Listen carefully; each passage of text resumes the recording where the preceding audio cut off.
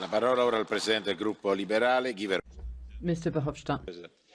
First of all, I have to tell to Mr. Henkel that personally I have always said that the exit of Britain from the European Union is a failure of the European Union. When a big country like the UK leaves the European Union, it's very difficult to say, oh, what a fantastic thing. It's the opposite. I think that the place of the UK is inside the European Union. And I'm also pretty sure that there will be a generation in the coming years, in the coming decades, who will return to the European Union. I'm sure of it, that this young generation already exists in the UK and that they will take another decision than the decision that has been taken by this government and this majority. But, Mr. Henkel, may I ask you to tell this to your own friends in your own group in the ECR, who are the main people for a Brexit for the moment. It's a little bit easy to give lessons to us here, and especially to me, and saying, yeah, you don't like Britain, the opposite is true, but not to be capable to convince your own people in your own group, and who are not there for the moment to applaud you, I see.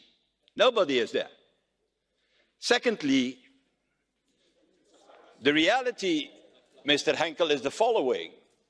Those who started this whole Brexit, who is in fact an attempt of the Conservative Party, you're working with the Conservative Party, you know them very well.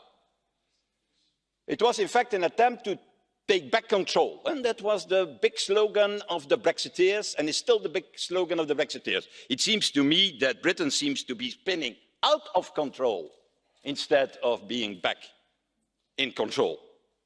And I think that the only reasonable way, Mr. Henkel, to solve this problem, and you didn't talk about that, unfortunately, is that there is cross-party cooperation in British politics the fastest as possible, a compromise, a common view between Labour and the Conservatives. How you want to solve an existential problem like Brexit if it is used by both parties to kill each other? For them, Brexit is a bullet in a weapon and not an existential problem of a country and of a whole continent. And that's a shame. So and your appeal have to be in this plenary, not to attack one or other colleague, but to say to the British political class, start to make an agreement between the two big parties and start, in fact, to have an opinion that we can support here in this parliament, and that opinion will be a close relationship between the UK and the EU. And that is the way forward. And I think that what is needed is that in British politics, Queen and country are put first, instead of the party politics that are governing the UK politics and the House of Commons for the moment. And that brings me to the next question, extension. I don't want a long extension, I'd say you that very openly. An extension why we go beyond the European elections, and the European elections will be hijacked by the Brexiteers and by the whole Brexit issue. We will talk only about that and not about the real problems and the real reforms that we need in the European Union. And the only thing what we will do, we will give a new mandate to Mr. Farage. That's the only thing what we're going to do. That's exactly what he wants. Why he wants that? For two reasons. First of all, he can continue to have a salary that he can transfer to his offshore company.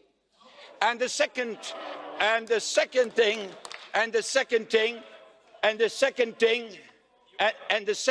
is that he can continue to do his work, dirty work in the European Union, that is to try to destroy the European Union from within. That is the real purpose.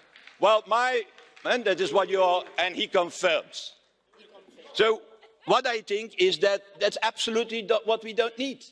What we need is now certainty from the House of Commons, from a majority in the House of Commons, as Mr. Henkel has also asked for. That is what we need. And so I'm against every extension. When an extension of 1 day, 1 week, even 24 hours, if it is not based on a clear opinion of the House of Commons for something, that we know what they want. Is it less ambitious than the deal? Okay, it is less ambitious than the deal. That's your opinion. If it is a customs union, it is a customs union. If it is the deal, it is the deal. If it is a Norway plus, it's a Norway plus. But please make up your mind in London, because this uncertainty cannot continue. Not for us, not for Britain, and certainly not for our citizens. Thank you, President.